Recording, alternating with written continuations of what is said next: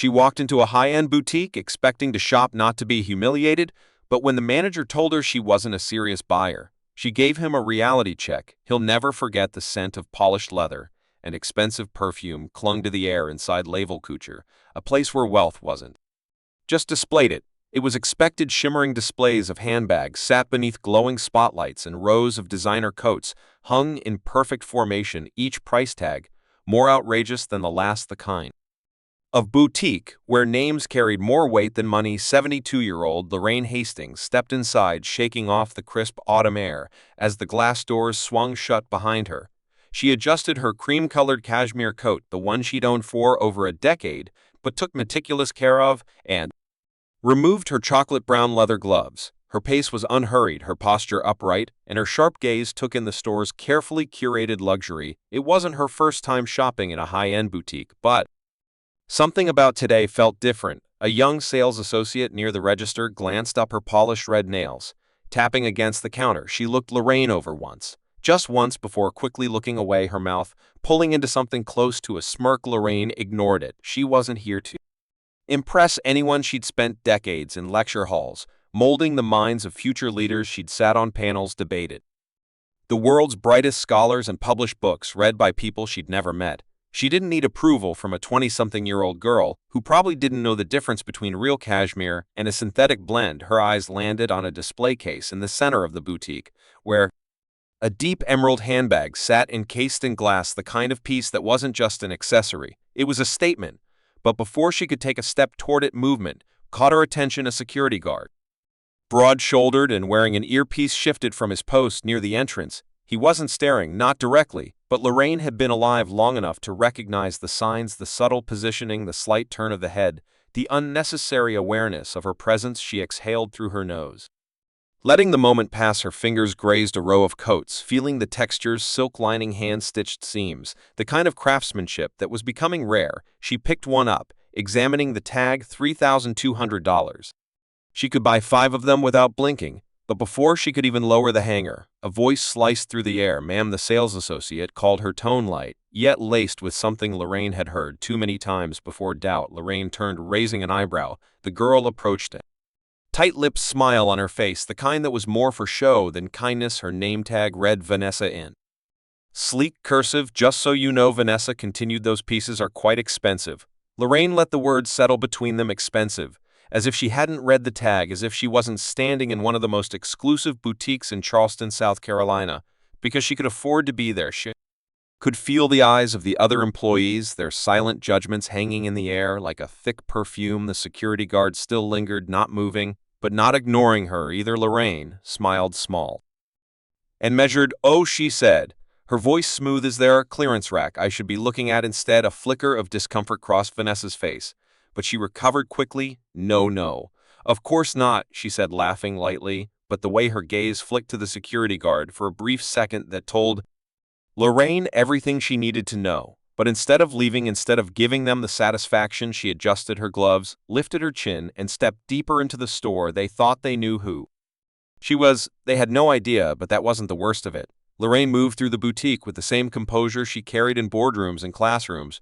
She had faced tougher crowds, young minds eager to challenge authority, intellectuals who mistook arrogance for wisdom. A few sales associates with their noses in the air that was nothing still. She felt it, the weight of unspoken assumptions. She reached for a navy blue cashmere coat, its tailoring impeccable, the craftsmanship evident in every stitch. But just as her fingers brushed the sleeve, a second voice joined the conversation. "That particular piece is part of our exclusive collection," another salesman chimed in, stepping from behind the counter. Tall, blonde, mid-40s, the kind of person who probably vacationed in Aspen and called it quaint. Lorraine didn't flinch. "Is that so?" she asked, turning the coat over in her hands.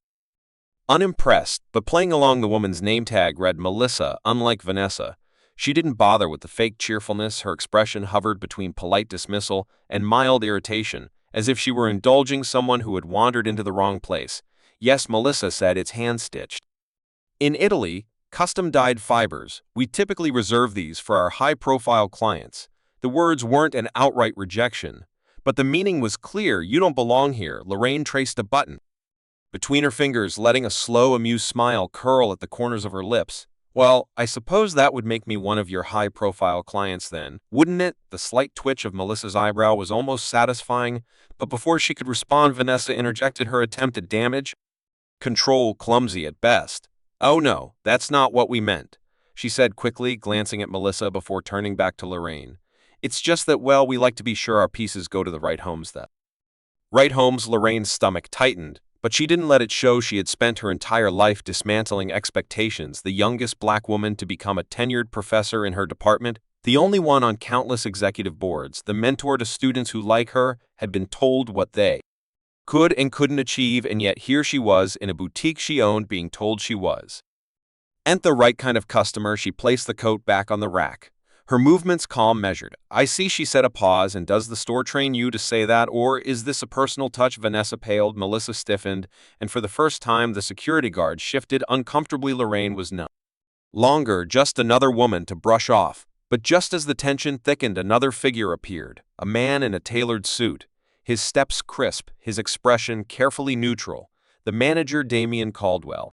He had the look of someone who had climbed his way up in the industry, expensive taste, but no real connection to the luxury he sold. His gaze flicked to Lorraine, then to his employees, assessing the situation within seconds. Is there a problem here? He asked smoothly, though the way his eyes lingered on Lorraine made it clear who he assumed the problem was. Melissa exhaled, clearly relieved. Not at all, Mr. Caldwell, she said. We were just explaining to this customer that some of our more exclusive pieces require approval before purchase. Lorraine tilted her head slightly, feigning curiosity. Approval? She repeated. And who exactly is in charge of giving that approval? Melissa hesitated. Damien answered for her. We have protocols, of course, he said, offering a thin smile. We like to ensure that serious buyers are taken care of there. It was the final confirmation that they had already decided she wasn't one of them. Lorraine let the silence stretch just long enough to make them sweat. Then she reached into her purse, pulling out her phone with the kind of deliberate ease that only came with power. She was done playing along, and they were about to find out exactly who they were dealing with. The boutique was quiet, the kind of silence that stretched between held breaths. Lorraine tapped her phone screen, her expression unreadable. She wasn't angry, not yet. She had lived long enough to know that anger was a gift best given at the right moment. Across from her, Vanessa fidgeted, shifting her weight from one foot to the other. Melissa, stiff and guarded, clutched the edge of the counter, as if bracing herself. And Damien, oh, he was still wearing that thin, practiced smile, but there was something behind his eyes now, a flicker of doubt. Ma'am, if you'd like, I can recommend some of our more accessible collections, Damien offered, his voice smooth, calculated. We carry lovely scarves and accessories that might be more in line with your interests. Lorraine almost laughed. Accessories? As if she'd walked in looking for a consolation prize. She exhaled through her nose, shaking her head slightly, then scrolled her phone screen until she found exactly what she needed. You know, she started, I find it interesting that you keep using that word. Damien's brow furrowed slightly. What word? Lorraine glanced up from her phone, her lips twitching into a small, knowing smile. Serious? A flicker of confusion crossed his face. Excuse me? She lifted her phone just enough for him to see the screen, angling it toward him like an afterthought. His name, Damien Caldwell, was at the top of an email chain, the subject line performance review and annual store evaluations. Lorraine watched as his jaw locked. Vanessa and Melissa leaned forward slightly, their curiosity outweighing their caution. They couldn't see the details, but they saw his face, and in that moment they knew something had shifted. Lorraine tilted her head, her voice still calm, still composed. You see, I do take my shopping seriously, she continued, especially when it comes to stores I own. Damien's eyes flickered once to the phone, then back to her. The moment stretched too long. Melissa blinked. Wait. The slow unraveling of someone who just realized they had made the worst mistake of their career. But she wasn't finished yet. Not even close. You didn't know that, did you? Lorraine asked, her voice light, almost amused. Damien opened his mouth, then closed it, then opened it again. Miss Hastings, Dr. Hastings, she corrected smoothly. Vanessa let out an audible gulp. Melissa looked like she wanted to disappear into the floor. Damien took a step back, his hands clasped tightly in front of him. Of course, to Hastings, he corrected, his tone shifting so fast it was almost embarrassing. Please understand, this is all just a misunderstanding. Lorraine held up a hand, stopping him mid-sentence. Oh, I understand just fine. She said, I understand that the minute I walked in here you assumed I wasn't worth your time, that I wasn't worth these clothes or your courtesy, and I understand that the only reason you care now is because I have the power to decide whether or not you still have a job tomorrow." Another silence. This one cut deeper. Vanessa had turned pale. Melissa refused to meet Lorraine's eyes. And Damien, he was sweating now. Lorraine smoothed her coat, adjusted her gloves, and sighed. "But I'm not unreasonable," she said so.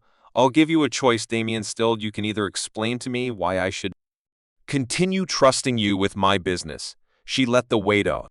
Her words settle, "or you can go ahead and start drafting your resignation letter." Now either way, she was done playing along. The air inside Laval Couture had changed. The once smug and indifferent staff now stood frozen, their faces drained of confidence. The power had shifted, and they knew it. Damien Caldwell swallowed hard, struggling to regain control of the situation. The polished, well-groomed manager, who'd been so quick to dismiss Lorraine, was now visibly shaken, his hands tightening at his sides. "Dr. Hastings," he started again, his voice thinner than before, "I assure you this was never about you personally.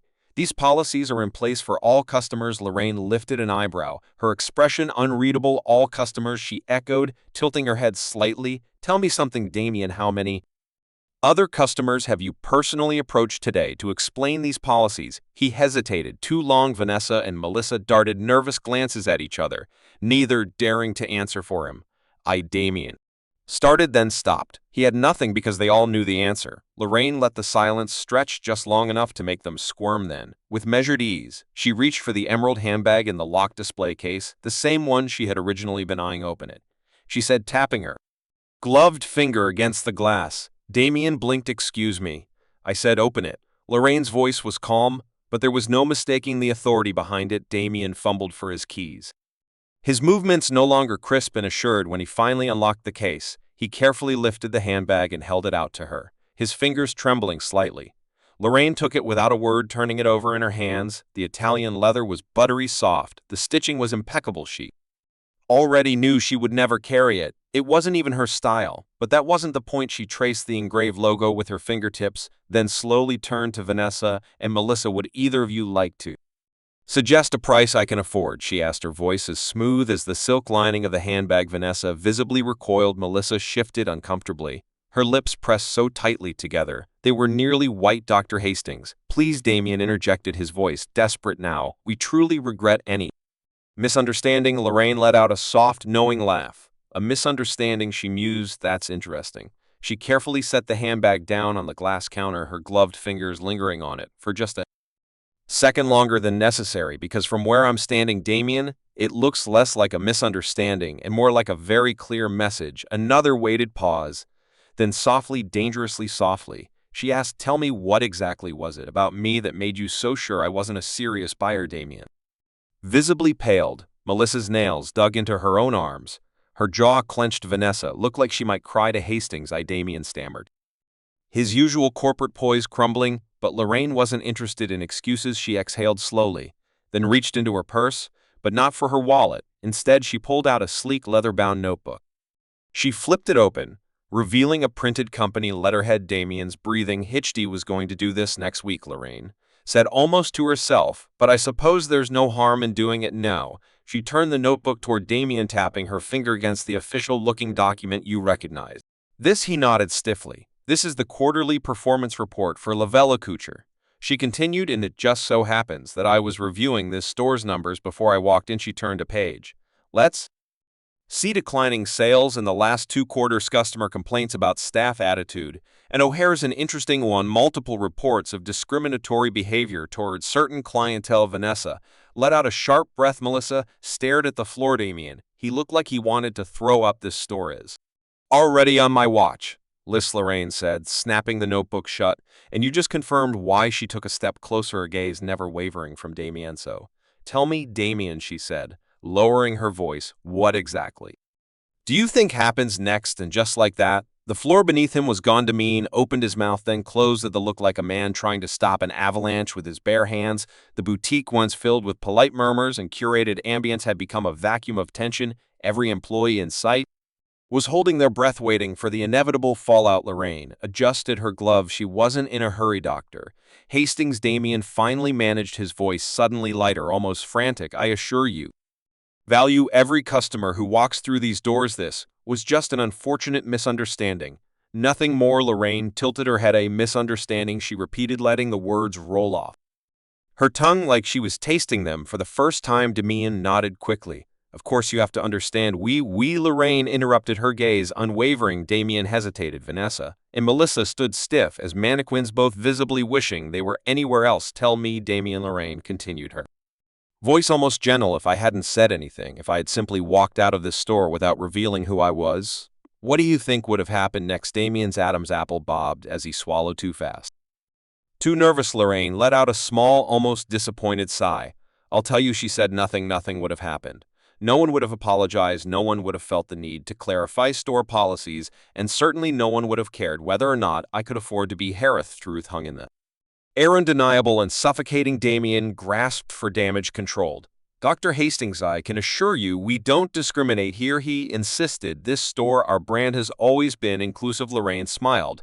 But it wasn't kind, is that right? She took a slow step forward, then another, closing the space between them. Tell me something, she said, her voice lower. No. How many times have you assumed a customer wasn't serious just because of how they looked? Damian stammered. Melissa stared at the floor. Vanessa was practically trembling. Because I can guarantee, Lorraine continued, that I am not the first, and I won't be the last. She turned slightly, addressing the store as a whole. No, you see, the problem isn't just this moment. She gestured lightly, her fingers sweeping through the air. It's every moment before this one. Every time someone walks in and is judged before they've even said a word. Every time an assumption is made about who belongs, who doesn't. A pause. Every time someone like me walks into a place like this and is made to feel small. Melissa shut her eyes briefly. Vanessa looked close to tears. Damian had lost all color in his face. Lorraine let the words settle before she spoke again. But here's the thing, Damian, she leaned in slightly, just enough that he couldn't look away. I'm not small. The weight of her statement hit like a hammer. Then she delivered the final blow. Neither is my influence. Damian knew what that meant. Dr. Hastings, please, you had your chance. Lorraine turned toward the exit, their steps measured, poised, but before she walked out she paused. Oh, and one more thing, she said, glancing over her shoulder. Damian flinched. Expect a call from corporate. And with that she left. But the story wasn't over yet. Lorraine stepped out into the crisp Charleston air, the boutique's doors gliding shut behind her. With a whisper, the tension inside, she could still feel it clinging to her like static. She had no reason to look back. She had made her point. But as she adjusted her gloves, a faint reflection in the glass caught her attention. Vanessa, the young sales associate, had followed her outside, her expression hesitance, clasped tightly in front of her. Lorraine took a slow breath, already knowing what was coming. Dr. Hastings. Vanessa's voice was softer, now stripped of the earlier arrogance. Lorraine turned, meeting her gazes. Vanessa hesitated, shifting awkwardly on her feet. Just